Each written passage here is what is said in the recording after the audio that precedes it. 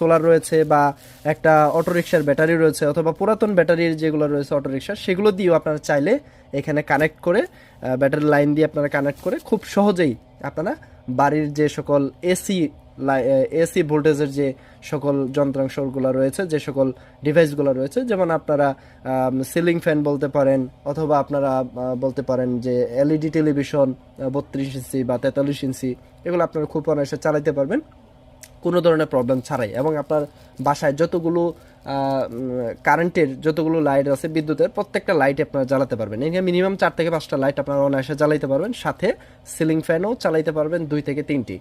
তো আমি মনে করি বেশি লোড না দেওয়াই বেটার। তবে এটা অনেকেই আরও বেশি লোড দিয়ে চালাচ্ছে।